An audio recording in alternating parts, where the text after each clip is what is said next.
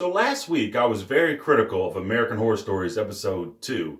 I felt like the episode was messy and all over the place and pretty much predictable, and I felt like it wasn't adding anything new from what episode 1 had already established. But episode 3, whew, there are some plot twists that I did not see coming, and I am pretty sure I am ready for the interesting ride that we're about to be put on.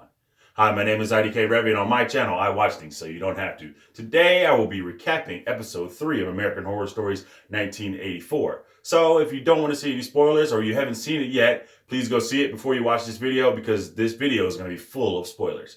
So we begin the episode pretty much where we left off episode 2. We hear a banging on the door, and as the groups are split up, we're watching to see who's going to come through the door. Is it going to be Mr. Jingles or is it going to be the Night Prowler? So the Night Prowler does break through, and he breaks through with Chad and Montana and Brooke and Rita and Ray, and he breaks through with that group. And then we have Cody Fern and there's a group. That's where Mr. Jingles comes. So the Night Prowler, he breaks through, and they have this funny interaction where, like, survival of the fittest, and they're trying to split up, kind of like Scooby-Doo, and they're like, well, why should we split up? Why don't we just stay together? Because it's 4 against 1. And that's a funny interaction between the two. But then the Prowler, he comes through the window, and then he pretty much slices Ray up. You know, the black guy. He gets sliced up, but then he gets rescued. He doesn't die, which I was glad. I was like, man, they're about to kill this dude first. But they didn't kill him. They were able to escape the Night Stalker.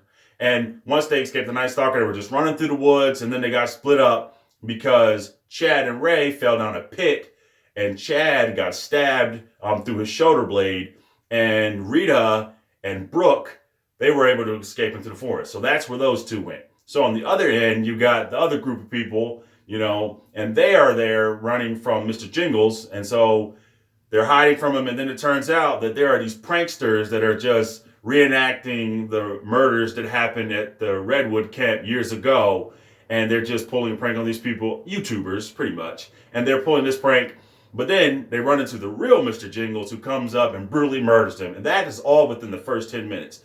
Still no real big plot twist yet, but they are coming.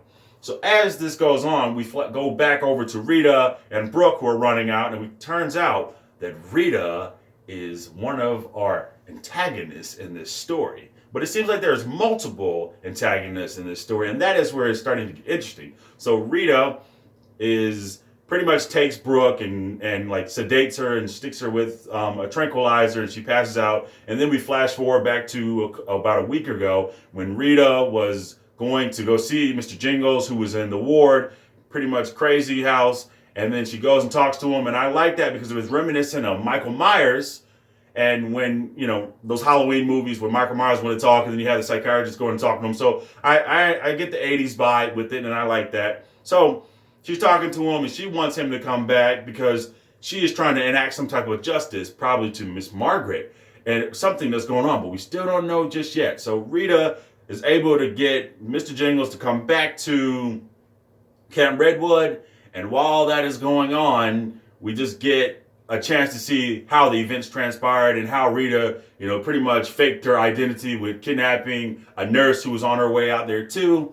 And that whole scene that transpired was really crazy. So while all that was going on, Ray and Chad are in the pit, and then Ray opens up about something that happened while he was in the fraternity house because he thought that Chad was dying or was going to die because he got pretty badly wounded through his shoulder blade. So Ray decided to open up, and he told him that, you know, he was a part of a hazing thing that happened while he was in the frat house. It was accidental, and one of the guys died. The Asian guy, he died, and when he died, you know, Ray just couldn't live with that guilt. And so he was telling somebody, but then it turns out that Chad wasn't dead. He wakes up, and when Chad wakes up, Ray just leaves him, and he's just like pretty much a coward the whole time. So Ray is just running for his life. And then he meets back up with the gang with Cody Fern and Montana and all them. Xavier, excuse me. That's his name, not Cody Fern. I see Cody Fern, but his name is Xavier.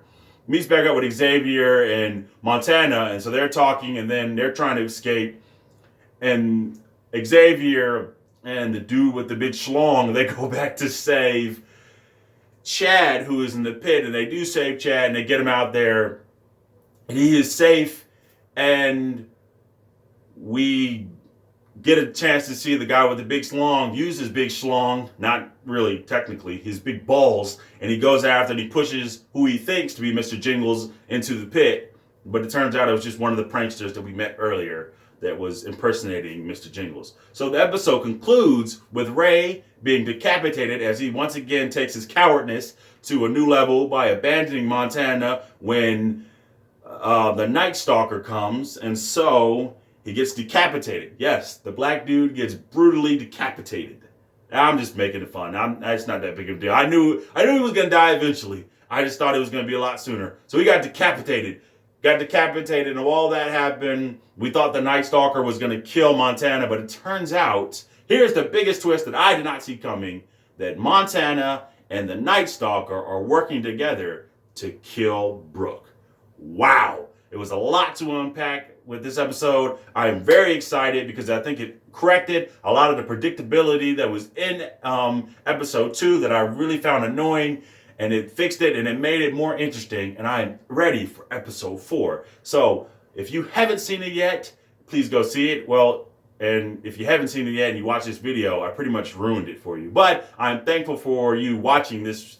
But if you have seen it, let me know in the comment section what your thoughts of this episode were, and we will talk it out in the episode. Thank you for supporting me and my channel. Peace.